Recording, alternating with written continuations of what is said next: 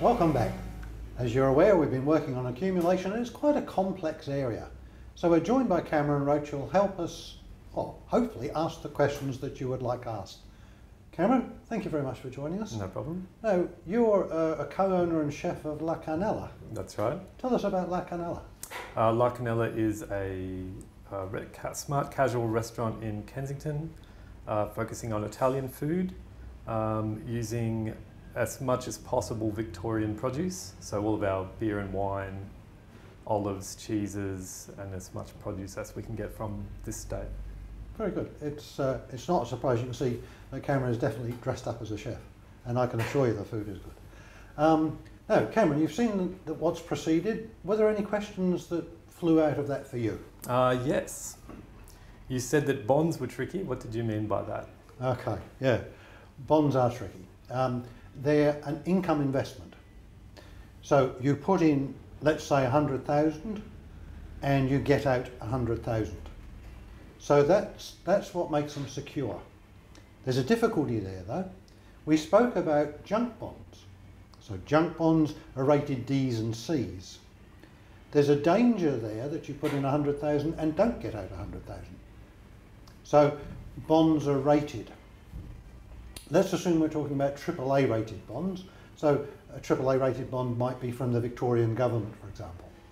So you put in 100,000 for 2 years and you take out at the end of 2 years 100,000 plus, if they were paying 8%, say, you would get 8% in the first year, 8,000, 8% in the second year, 16,000 plus your 100,000 back. So AAA rated bond where it's not going to fall over, where it's actually going to be there to pay. You put in 100,000, get out 16,000, so you put in 100, get out 116. So that AAA rated bonds is secure. The reason I say they're tricky is 2 reasons. One, because C and D rated bonds aren't secure. But the other reason is that they do something that's quite peculiar. When interest rates go up, bond values go down. And when interest rates go down, bond values go up. This will take a little explaining, but I have to come back to why I think they're tricky. Sure. So we'll go back to them being 8%.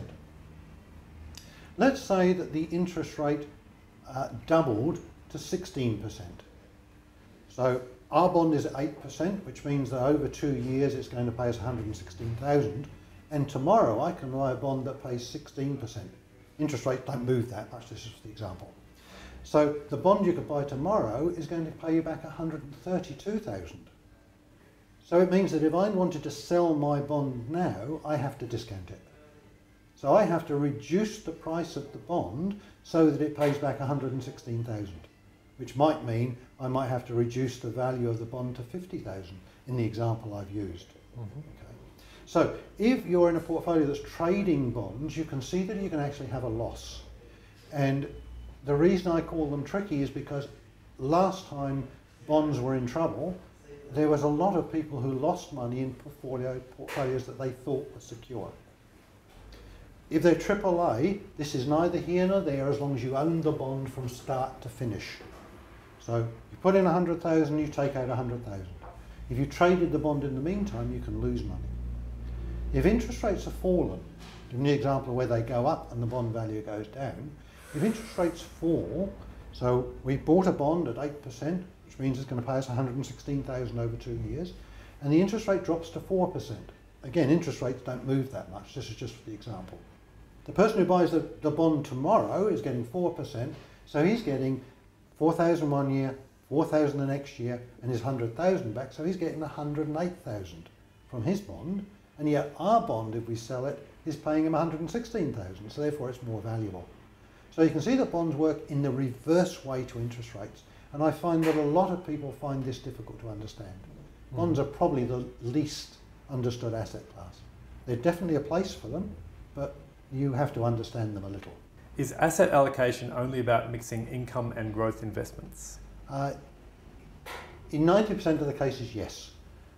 We picked up from Cameron's spot earlier, which is why you've obviously asked the question. It's about creating a risk portfolio that matches the client's or your own aims and objectives. So, as we spoke of earlier, we've got two sort of decisions around asset allocation. One is logical. I have this much, I can save this much. To get this much, I need to earn this much. That's a logical choice. That determines that you might need to earn 9%, and the only way you'll earn 9% is in a heavily biased portfolio to growth investments. That's one logical decision. Another logical decision is, I've got this much money, it's almost enough to keep me, I'm rolling into retirement, I don't want to risk losing too much of it. Now that's a portfolio that would bias towards income investments, which are safer. So mostly it's about balancing growth and income investments, but it can be much more, because we've got debt instruments, we've got geared instruments, we've got all sorts of clever stuff out there that can also be used. So we could protect a risky portfolio so it's safe, for example. So somebody could achieve safe aims by taking put and calls on a portfolio of shares. But again, it's well beyond the scope of what we're doing. So let's say in 90% of the cases, and for most of the people who are watching, it's about balancing income and growth investments. How would I know if I had the right asset allocation? You would have the right asset allocation. We've spoken about the logical and the emotional side of asset allocation. Earlier I spoke about the emotional, now I'm going to talk about the logical, now I'm going to speak about the emotional. And that's simply how you feel about it.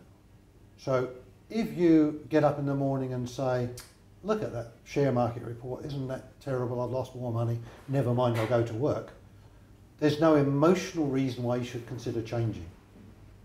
If you're breaking out in hives, if you're worrying, if you can't sleep, irrespective of how much money you lose, you must put the portfolio into a asset allocation that stops you from doing that. The reason for that is there's no point in being rich and achieving your financial goals if you're dead.